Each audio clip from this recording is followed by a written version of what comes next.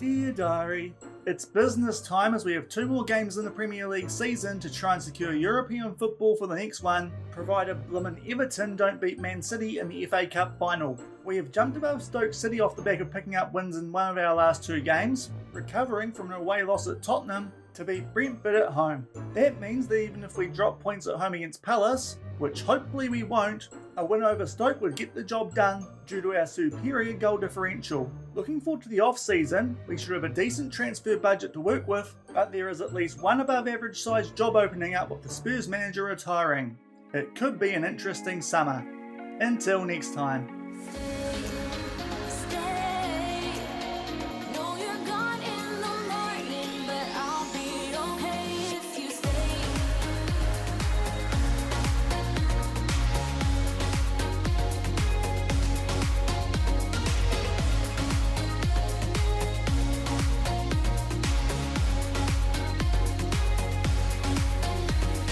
Hello everyone and welcome to episode 66 of FMOE here on Shaun Does FM with Cardiff City. I hope you are doing well, and coming up today we end our 6th season of the Save and our 3rd end of season at Cardiff. We have been here now for around about 2.5 seasons and we are still right in the hunt for a European spot. Probably can't get above Manchester United into that automatic one which should be taking place, which we'll reveal shortly. But we could hopefully stay above Stoke and finish 8th, which as long as Everton don't beat Manchester City in the FA Cup final should be enough for us to enter the qualifying phase of the Conference League for next season. So if you're looking forward to our last 2 games against Crystal Palace and Stoke City, that second one could be absolutely massive, then do remember to go down below, leave a thumbs up on the video, and if you haven't done so already and have been enjoying this series here on the channel, also consider hitting that subscribe button and turning that notification bell on as well. It is greatly appreciated. But we have played 2 games, as you saw off the back of the last episode, where we did take on Chelsea and Brighton. 2 games where we dropped points which really we should not have, considering the circumstances. If you missed that one, I'll leave a link to it in the top right corner. Results since then a bit expected. Away from home we lost to Tottenham, and at home we picked up a 1-0 win against Brentford. Not a bad result, because Brentford are actually in the Conference League final, albeit those guys being down in 17th, still in the relegation battle. That is not going to have any impact on another spot opening up at the top of the table. The only other game that we are interested in for us at the end of this season is the FA Cup, because if Everton do win that, it means that they will get a Conference League spot instead of us. So hopefully Manchester City do pick up a win in the final of that competition. And the reason that Manchester United are pretty much guaranteed to be in Europe next season, even though they are in 7th, if we're going to look at the Champions League, the final is going to be between Liverpool and Arsenal, 2 teams who are already guaranteed to be in the Champions League for next season. So Manchester United are well and truly safe in Europe because of that. But unfortunately, no English teams are in the Europa League final, as I said. Just Brentford down there in the Conference League final, but with them being just outside of that relegation zone, that will not have an impact on us. So hopefully Everton do not cause a big boil over in that FA Cup final. That might be something we need to go forward and keep an eye out on, either after or before we do get stuck into our end of season review for our first season back in the Premier League here at Cardiff City. But first up today, we are taking on Crystal Palace at home. Ideally a game we will pick up some points from, especially because Stoke City in a bit of a rough patch at the moment. If we do win this one and for some reason Stoke City don't get the job done against Bournemouth, that would be enough for us to potentially already lock up that 8th place on the Premier League table before that final match day. As you can see, recent form for Stoke not that good, albeit that was expected, as they did go for a similar patch to what we did not that long ago. Losses to Man United, Man City, as well as Arsenal, to be fair, their last 2 games do look like ones they could potentially pick some points up from, but hopefully we can deny them, and maybe Bournemouth can do the same thing as well. But first up today, we do take on Crystal Palace. They are 11th on the table. Stefano Pioli is in charge. They play the same formation as we do, a 4-2-3-1 with the likes of Julian Brandt on their books. And if we're going to have a look at what did happen last time that we played these guys a bit earlier in the season. We'll eventually make our way back to it if I can find it here on the schedule. And it was right at the end of September away from home. Unfortunately, we did suffer a 2-3 defeat away from home. So hopefully back at Cardiff City Stadium, we can get some revenge and hopefully make sure that we do stay above Stoke City heading into that matchup on the final day of the season. And thankfully, no injuries or suspensions going into this one. So we'll come back shortly for the team sheets for our second to last game of the Premier League season as we take on Crystal Palace. And here are the team sheets for this first game of today's episode. As you can see, we are at full strength for this one, with Hyde making his way back into that first choice 11, albeit a lot of the players are on a heavy workload, with that most recent game against Brentford only being 2 days ago. But hopefully with a week's break off the back of this, they will get through this and be available for that potentially big matchup against Stoke City. There were Crystal Palace. Hopefully we can get some revenge for earlier in the season. And a very early highlight in this one, only 2 minutes into the game, and we do get a chance here to play out from the back. Goodmanson plays that one back into the centre. Through El Bloshy, gets it back. Tries to play a ball forward there for Sally. He somehow ends up with it back now. Quezada, just outside the box, tries to put that top right corner just over the bar. So a decent early chance, albeit from outside the box, but it does remain 0-0. And only a few minutes off the back of that early chance, now we have a corner which we try and put far post, but Hyde can't quite get on the end of it. Now Dominguez will pick out Quezada, same spot as before this time. Tries to go top left corner, but again just over the bar. So some decent early chances there for our Mexican midfielder, but still locked up at 0-0. And just past the 20-minute mark, we do have a next highlight, and this one is a throw-in, albeit deep inside our own half. But as you could just see there, Bournemouth are beating Stoke. Hopefully a win here would make sure that we do finish in 8th place on the table, and that will hopefully be enough for us to secure European football for next season, as we've said a few times, depending on what does happen in that FA Cup final. Now Mexado, for some reason, Hyde there kind of nearly blocking him, but thankfully we do not get too much affected by that, although Crystal Palace here do get a chance to do something on the counter-attack. So hopefully we don't stuff this up. In a Sully there with a tackle, but thankfully it was not a foul, just disrupts them a little bit. But Crystal Palace here starting on the front foot. Good chance here for Julian Brandt, albeit he was offside, so that one not much of a highlight. But more notably, Stoke City are losing to Bournemouth. And with 10 minutes to go in this first half, there is a free kick here to Stoke City, which Bruno gets his head on the end of. In fact, it's Bueno. Shaun's eyes are playing tricks on him, and that is not what we wanted. Crystal Palace take a lead here just before half-time at Cardiff City Stadium, albeit might not impact things too much if Stoke City are losing, but still not ideal. We go 1-0 down just shy of half-time. And with only a few minutes left in this first half, there is a free kick here for Crystal Palace. So hopefully we don't concede a double here just before halftime. Can maybe even get a goal back ourselves. And they play that one back to Areola in goal. He is well outside his box, but he does actually find a teammate there. Did look briefly like that might be a classic FM23 highlight where the goalkeeper makes a mistake, but they start to get on the front foot, but thankfully give that ball to Hyde. And it does look like here, hopefully we are going to keep it as we do try and play out from the back. Goodmanson starts to cut inside, makes his way into the opposition half, plays that for Dominguez. Nice ball through there for Marco Blum, beats the goalkeeper at his near post. For some reason, that's not an assist for Dominguez. It was a lovely ball.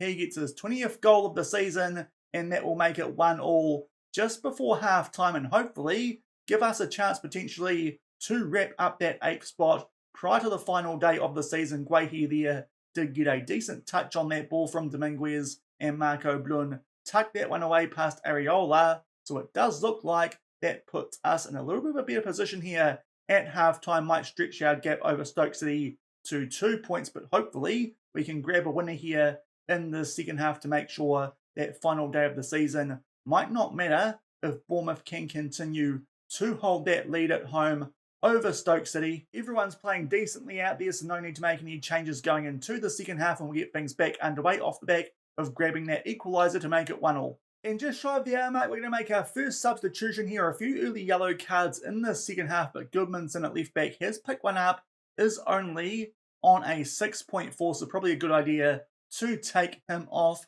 Just debating here whether we should bring on Bayham or do John Sterling probably a bit more natural in that position so he can come on with our first substitution, still locked up with a half hour left. And up to the 70-minute mark, we're going to make a few more substitutions off the back of Bournemouth now going 2-0 up against Stoke City, but 2 players down to Red Hearts. Quezada on a yellow card as well. We'll bring on Renamotta for him, and also Perry Ing will come on for Ben Hardy, still locked up here at 1-1. But if we can grab a winner, that would secure 8th place on that Premier League table. And only a few minutes off the back of those most recent substitutions, it is a free kick here for Crystal Palace. Thankfully, we do somewhat deal with that, and Facundo Farias here might get a chance to do something on the counter-attack, but unfortunately Crystal Palace there somehow find a way to get that ball back, and they now camp inside of our half, and somehow Gaetano gets him behind. That was a big chance, but it does go over the bar, and now we start to enter the last 15 minutes, and our Bloshy is down to a red heart. Also, Dujon Sterling has picked up a yellow card. We do still have 2 substitutions in hand, so I think what we might do here is take off our Bloshy for Joe Rouse, and we might also take off Sterling because of that yellow card, make sure he is not easing off tackles, and Ola VM will come on for him. We'll see if he can do a decent job there at left back. Might help having a taller player in that position for these last 15 minutes. Still locked up at 1-1. And just inside the last 10 minutes of this one, and Crystal Palace do a throw in here. Inside the final third, and Nebioe picks out Julian Brandt. Nah, because he's got a goal there for Crystal Palace. And that now puts us in a bad position. I say bad. Could have been a lot better going into that final day of the season. But Julian Brandt gets a goal there. Lovely ball from Ebioe. Joe Rouse and Bayham not doing a good job there on that left-hand side. Not great work from our last 2 substitutions. So now we need to go a bit more positive and hopefully pick up an equaliser at the least in these last few minutes off the back of going 2-1 down. And we've just entered injury time in this game, and there is one more highlight inside these last 4 minutes, and we try and play out here from the back. Hopefully we can get an equaliser, albeit it might not make a heap of difference if Stoke City are going to lose, because it's pretty much the same situation then. We just need a draw on the final day of the season to hold on to that 8th place. If we do lose though, Stoke City would go above us, but a late chance here for Marco Blun. Tries to put that over the goalkeeper too much, and it might have gone wide as well. And I do think that will be all she wrote. It does look like Bournemouth have held on there for a 2-0 win, which is very useful. But unfortunately, our final home match of the season, we suffer a 2-1 defeat. So again, dropping some frustrating points here at home. That late goal to Julian Brandt does mean we get nothing from that game.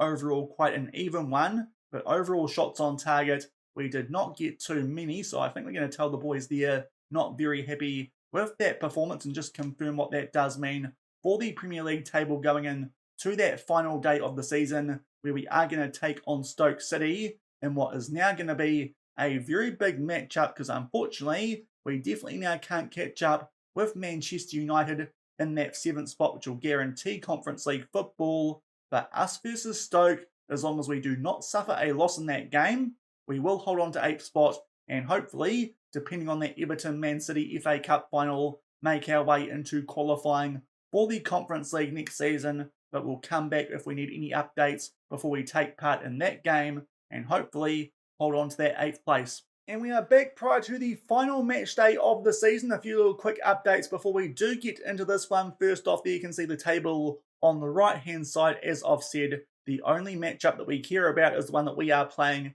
against Stoke City. A draw, hopefully, good enough for us to secure European football next season. And as you can see, the only team down the relegation zone who are guaranteed to go down as of now are QPR. So there's a bit going on there down the bottom of the table as well. And to add some more intrigue, off the back of 4 straight losses in the Premier League prior to the final day of the season, Stoke City went and sacked their manager for some reason. So hopefully that does not prove to fire them up too much, but that is a very interesting time for them to sack their manager before a game, which if they win, they might get into European football for next season. But this is a team we built up a good record against in the Championship last season when they did finish second and also get automatically promoted, albeit we only managed to draw against them at home earlier this season. But hopefully we can pick up a win here on a cold, windy day in Stoke. And the other bit of news for us going into this one, unfortunately with a yellow card in that most recent game, Blaine Quezada is suspended for this one, so that does mean that Andy Rinomhota is going to have to start in that ball-winning midfield role. But apart from that, we are at full strength with Alex Patterson making his way onto the bench as an emergency option. Hopefully we'll not need to use him, but that is our one change going into this one, and hopefully we can at least pick up a draw here and give ourselves a chance of securing some European football for our second season in the Premier League next year, and we'll come back shortly with the action in this big clash for Europe against Stoke City. And 4 minutes into this one, we get our first highlights. Again, an early one, Stoke here with an early free kick, which Travers will take. They are playing 5 at the back. It is a 5-3-2 under their temporary manager. Very interesting option there from the Stoke City board to get rid of their manager. That's now their third one this season, albeit a decent chance for them there, but thankfully one of our defenders did block that. But Stoke City now will have a corner, which they put into the mixer through Timon. Wilmot, I think, gets his head on the end of it. It comes off the bar and Goodmanson scrambles that one away. So some good early chances there for Stoke City, but thankfully we keep it at 0-0. And 10 minutes off the back of that opening highlight, Al Bloshy with a free kick. To be fair, he hasn't scored many of these, if any, so far this season. It would be a brilliant time to score one, and finally the next gen winner scores from a free kick. To be fair, ideal placement for one to put that top right corner, and that is exactly what we wanted early in this one a game. We cannot afford to lose. Al Bloshy from the free kick spot makes it 1-0 Cardiff. And things have been quite off the back of that goal to Al Bloshy, but just before halftime we do get one more highlight here, and Hardy starts to make his way forward, albeit Timon with a good block there, and it might give Stoke a chance to do something on the counter-attack. Balagezi starts to make his way down the middle. Lovely ball there for Tyrese Campbell, puts that one away. I think he might have been onside, and we might go into the sheds locked up at 1-1. That would be frustrating, because we have kept them quite off the back of that good start, but unfortunately Ben Hardy there with a poor pass right into one of the Stoke players, and they do a good counter-attack there. Lovely finish from Tyrese Campbell, and they make it 1-1 just before halftime. We'll just check here if he was that close to being offside, but unfortunately Goodmanson there playing him well on, albeit there is one more highlight in this half as we do have 1 minute of added time, so hopefully we're not behind for too long here. Ben Hardy, some lovely work, somehow gets in between two men, plays that back for Falius, good chance, but blasts that one high and wide, and that will mean that we do go into the sheds locked up at 1-1. Pretty happy with that first half up until that late Tyrese Campbell goal. Thankfully, Al Bloshy early, finally scoring from a free kick, but to be fair, we only need a draw from this game, so not too disappointed overall in terms of stats. Slightly on top, I'd argue, even though XG is a bit in their favour, but we'll tell them that we need them to just keep on going and we can win this, hopefully, to make sure that we leave no doubt and that we do hold on to that 8th spot for European football next season. Yet again, no changes, and we'll get things back underway. Still locked up at 1-1, and now Stoke City do have an early highlight. Time on makes his way down this left-hand side, the man that did block that ball from Hardy earlier, and Bakuna with a good early chance, and that one comes off the post of Stoke City, trying to rock us here either side of half-time, but it remains 1-1.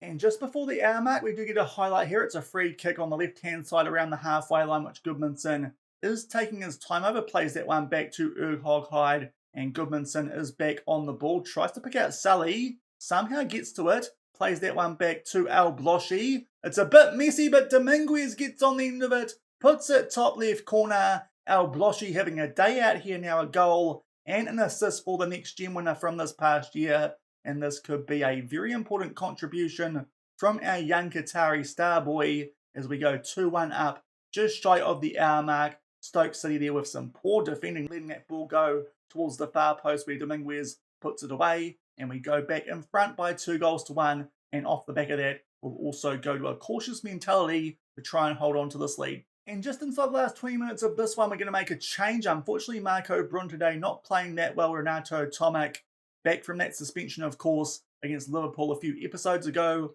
We will bring him on for the last few minutes of this one. Still up by 2-1, and hopefully holding on to a European spot. And only a few minutes off the back of that Tomic substitution, we are on the ball here trying to play out from the back. Al Bloshy with back to goal, a poor touch there. And Malia is in position, thankfully though from a tight angle, blast that one well wide. But that was an iffy moment in Al Bloshy, playing well, but is down to a red heart. Might be time to take him off for Joe Ralls, and with 12 minutes left, we'll also put Ralls on a defensive midfielder on defender, just hopefully be a bit more solid as we still hold our 2-1 lead. And just inside the last 10 minutes of this one now, shortly off the back of that Al Bloshy substitution, we had that thrown away there through McGuinness, but Stoke now do have this ball. They try and pick out someone on that right-hand side, but good work there from Ben Hardy, and this is a really good chance for us to do something on the counter-attack. Joe Ralls finds Padius. Tomic will chip the goalkeeper. He makes up for that horror tackle a few episodes ago, and that should be the goal, which hopefully puts us in Europe for next season, depending on the FA Cup final winner, of course. But you'd like to think it will be Manchester City against Everton from the Championship, but a lovely finish there from the young Croatian, and that puts us 2 goals up with just under 10 minutes left. And we're entering the last few minutes of this game now. I think it is time for us to just waste a little bit of time by making our last 3 substitutions. We'll take off some players here on average rating, so Jacques can come on for Sully. Also, we are going to take off Ben Hardy for Perry Ing. And I think also maybe with our final substitution while we are here, we will bring on Bayham for Urhoghide, not tired, but only on a 6.8. And hopefully that just makes sure that we do see out the remainder of this game and make sure that we do take home all 3 points to end the season. But hopefully from here, at the very least, we can manage a draw to make sure that we do hold on to that 8th spot. And we start to enter 4 minutes of injury time in this one, and you'd like to think that Stoke now are running out of time to do something. We are now over that time that was added on, but Stoke City here will have a free kick. They take it short, and Ben Wilmot powers that through our defence of Stoke City, give themselves a late lifeline in this one, but hopefully it is too late for them to pick up a point, albeit not going to matter too much because either way we should still finish in 8th spot. And indeed, just waiting for full time, that is the end of it. A late goal again. We're conceding quite a few of those in the second half of the season, but we end this season, our 3rd one in charge here at Cardiff City / second and a half, because of course we were only in charge for half a season the first time around, but we finish our first season back in the Premier League, our first one in the save, in 8th position. And hopefully, as I said, we will have to wait for that FA Cup final result, but you'd like to think that Manchester City would beat Everton, and that should mean that we do enter Conference League qualifying for next season. But thankfully, we just do enough there to pick up a 3-2 win against Stoke City and make sure that we are the team who enters Europe next season. Touch wood, as you can see, the other teams in Europe next season at the moment: Arsenal, the champions, Man City, Liverpool, and Newcastle, Tottenham, Chelsea, and Man United in 7th. And the teams getting relegated: Fulham. So unfortunately for Fulham, who did not get our services, they are going down, and Bournemouth will also join QPR in the Championship next season. Brentford with that Conference League final to look forward to, just do enough to stay up, but hopefully that is enough for us to secure European football next season with an 8th place finish in the Premier League. And off the back of that final day of the season, we have had some competition awards come through. So this will be the first bit that we do as part of our end of season review. As you can see, Erling Haaland picking up most of the awards, but the Players' Young Player of the Year was Khalid Al Bloshy, the next gen winner, with 2 goals and 8 assists from his 34 appearances. He picks that one up, dedicates it to us, and also the main reason we're coming back now, because of course this would have been in that end of season review, but we have got our budget set before we know whether we are indeed in Europe or not, which is a little bit interesting because no doubt that European money would have been quite useful. It was guaranteed to be around about the 17 million mark from memory. Yet again, it's pretty similar to what we had last season, 36.5 million give or take, the wage budget at £775,000 a week. If we go over and have a look, that's about the same as what we were on anyway, so we are going to have to juggle that around a little bit, so it will go down that transfer budget by a couple of million, I think, so that we can make some signings and also hopefully get some of our players out of some release clauses that we did have to give them to sign them initially. Hopefully we can now get rid of those now that we have had a pretty good first season in the Premier League but going into the next one, if we are still here at Cardiff City, around about £35 million to spend. And going forward a few more days, and we have our end of season review here for 2027-28. Still no FA Cup final has been played. That is in a couple of days' time, but nonetheless, we are going to get through this. First off, our signings from this past season. The signing of the season does get awarded to Ines Sully with a slightly higher average rating than Khalid El Bloshy, but both of those players were good pickups for us on quite cheap deals. Also, Facundo Farias did well in his first season, to be fair. Most of these players did a good job for us. Quezada also with a good rating, as is Carlos Dominguez. Those top 5 good ratings considering that was their first full season at the club, and they were regular starters for us in the Premier League. And we also signed a few more players, albeit this game at the moment being a little bit slow, but likes of Hurtado, Tomic, Stovall, Cech, Bayum and Ertank did all right, to be fair. Those centre-backs that we did sign in January, not the greatest start, but hopefully next season they improve and can work their way into that first choice 11, which hopefully will make that centre of defence a little bit stronger. I dare say that might be an area, if we have some spare money, that we do look to potentially improve, albeit having just spent that money on those 2 players. Hopefully they can improve a little bit off what they did show in that second half of the season. Once we did buy them, there are the players that we did let go of, most notably likes of Alice Mateju, Aaron Melanos, Keona Tete, who went to Burton Albion and did a very good job, 10 goals in 14 appearances. Very good lower league striker here on this year's Football Manager. Also, Callum Robinson left us, Willa Ditter, Connor Coventry, Xavier Benjamin, probably the most notable names that we did let go of, and to be fair, most of those deals we did make a profit from, and we had quite a few players out on loan. Some of these players will feature next season, in particular Ian Hughes and Davison Savino, and that is because the likes of Joe Rowles and Perry Ing have their contracts expiring, and I don't think it's worth renewing them, so they are going to be leaving the club, which does mean that those players who have had decent seasons out on loan in the Scottish Premiership at Inverness might get some football from the bench here. Next season, the results, really good season for us back in the Premier League, finishing in 8th position. It was a bit up and down for the most part. We did change our tactic around a little bit during the middle of the season when some teams did start to try and figure it out. Might have to make another change next season, as our assistant manager now does believe we can play either control possession or one of those tiki-taka styles. Obviously, rough patch there in that stretch where we did take on Liverpool, United, City and Chelsea, but thankfully finished off fairly well apart from that result against Crystal Palace in the first game of today's episode, and just enough to finish in 8th place, albeit definitely some games there where we should have won. West Ham, Chelsea, as well as Brighton and Hove Albion recently. If we picked up wins in those games, we could have finished in 7th spot on that table, so still some room for improvement, but pretty happy for a team that was expected to be fighting relegation. Unfortunately, in both of the cup competitions, did not do a great deal. We lost to Man City in the 5th round. Hopefully, though, those guys do go on to be the eventual winners to make sure we are in Europe for next season. And Carabao Cup, Wolves did beat us in the 4th round. On penalties, the moments to remember, our biggest win was 4-0 at home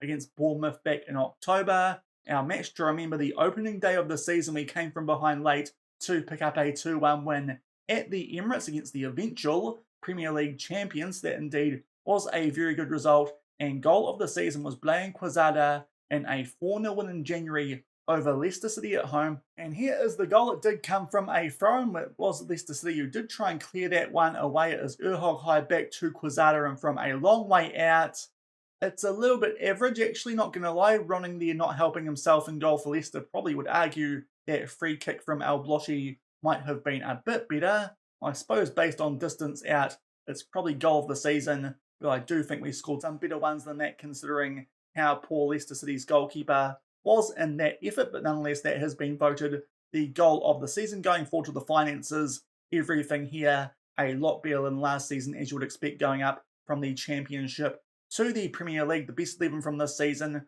pretty much what we did pick for most of the year, with those new faces making their way into that team, the likes of El Bloshy, Quezada, Dominguez, Farias and Ines Sully. And if we go forward to the accolades, Unfortunately, we did not pick up any in terms of Premier League management awards, albeit for some reason our Championship Manager of the Year award from last year is there, but the Fans Player of the Season, Young Player of the Season, as well as Signing of the Season was Enes Sully. You saw those awards like Goal of the Season before. Top goal scorer was Marco Bluen with 20. Most assists, El Bloshy with 9. Most man of the matches was Sully with 5. Highest average rating was Sully with a 7.0, so not the greatest average rating, but no doubt that was a big help in him picking up that Player of the Year award. And as well as that, record breakers Marco Bluen, most goals by a player in a league match with 3. Worst discipline, Ben Hardy with 12 yellow cards. Most league appearances by a player, Joe Ralls, now up to 520. Curtis Nelson, oldest player, he is retiring at the end of this season, so he will not be here next season as well.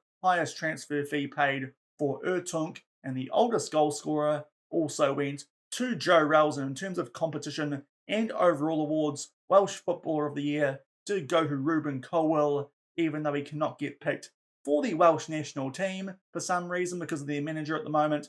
Welsh Young Player of the Year, Ben Hardy. Championship Player of the Year from last season was Jackalis, but the European Golden Boy Goodmanson. And the next gen winner, and of course the Players Young Player of the Year in the Premier League for this season, was El Bloshy, and that will probably do it for the end of season review. And we eventually make our way now to the Dynamic Manager timeline. We'll just see if there is anything in this which is worth bringing to you guys from this past season. And we start to make our way into the Premier League portion of this, and as you can see, a lot of it is me making it rain with transfer deals, so this does not look that this Dynamic Manager timeline is going to be overly useful for us, but we have been thanked, of course, for El Bloshy winning that Young Player of the Year award, and we did make it through to 300 games in charge when we did lose 2-0 to Liverpool, and we did have a next gen winner for the first time in this save in El Bloshy, but overall, not too much notable there that the Dynamic Manager timeline has picked up on, but that is the end of season review. We'll go up a little bit further, won't focus too much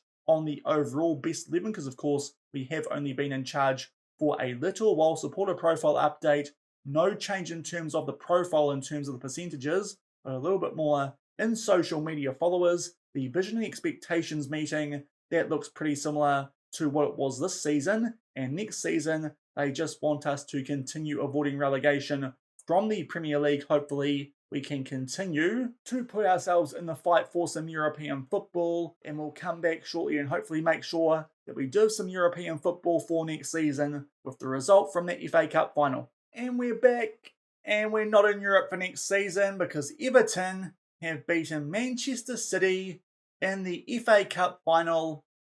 I shouldn't have worn my Liverpool shirt today, but they did win this morning, and it doesn't happen that much these days in real life, but that is absolutely gutting. Everton from the Championship are going to be playing Conference League qualifiers next season. They beat Manchester City in a penalty shootout. That is not what we were hoping for. That completely ruins that drama that we did have going into that final day of the season. But somehow, Manchester City have not beaten little old Everton from the Championship. And if we have a quick look at those teams from the Championship, because of course we do know the team's getting relegated, but the teams getting promoted are Watford and Everton. To be fair though, we are still waiting on some results from the playoffs. It is going to be one of Middlesbrough, Norwich or Southampton, because Nottingham Forest have already been beaten in one of those playoff semi-finals, but that is a real dagger blow. For we just did enough there to secure European football for next season, but unfortunately it is not to be because Everton won the FA Cup. And going forward a bit further, just to check out who did win the big European competitions this season, and also we'll do a quick check in on our former teams from Northern Ireland. Arsenal did beat Liverpool in the Champions League final, so they pick up a major double there by winning both the Premier League and the Champions League. Going down to the Europa League, that final was between Napoli and Real Sociedad, and Napoli did pick that one up. And down to the Conference League final, Brentford, despite finishing in 17th, will be in the Europa League next season as they beat Valencia by 1-0, and also a quick check-in over on Northern Ireland to see how both Linfield and Banbridge Town are getting on. And Linfield, if they didn't actually win the title last season, have bounced back and picked it up by 3 points over last. They will be in Champions League qualifying for next season. If we go down, as you can see, Banbridge Town is still not there in the Premiership in Northern Ireland. If we go down the divisions, you will see that these days they are a solid Championship team, so certainly better than when we did pick them up at the start of the save, albeit disappointing. They haven't found their way back to that top tier of Northern Irish football, but they are making that championship group, so hopefully it won't be too long before they do get back up to the Northern Irish Premiership. But what those results in those European finals did mean is, if we go and have a look at the league table, Manchester United do end up in the Conference League next season, but Everton, instead of us, will be in that competition as well because they won the FA Cup. God, I hate Everton, but that will do it for today's episode and for this season here at Cardiff City. Our first one back in the Premier League, to be fair. If we are still here next season, that should just make sure that we can push on a little bit further and hopefully get into Europe for the following season. As I said towards the start of the episode in the intro, a little bit of musical chairs could go on in the off-season. The Tottenham manager is retiring, so that is a job that will pop up, albeit whether they are interested in us, I will not be too sure. And also there is some other quite big YouTuber who is currently managing Tottenham Hotspur, so it might not be the best idea to go head-to-head with him, but that is one job that is definitely going to open up. We'll see if someone else from a different Premier League club goes to join them, and if that opens up any interesting possibilities. But to be fair, quite happy with our squad here at Cardiff City. At the moment, we just need to fill in some holes for those players who are leaving us once their contracts do expire, and a lot of these players are players with quite high potential, so it will need to be a pretty good job to get us to go on the move. It will come back at the start of next week and run through the transfers, and if an interesting offer does come along, we'll get through that as well. But if you did enjoy today's episode, where we thought we got European football until Everton stuffed it up, then do remember to go down below, leave a thumbs up on the video, and if you are enjoying this series here on the channel, also remember to hit that subscribe button and turn that notification bell on as well if you have not done so already. And until the start of next week for the next season here of FMOE, thank you very much for watching. Keep on keeping on, and I'll see you then. Cheers.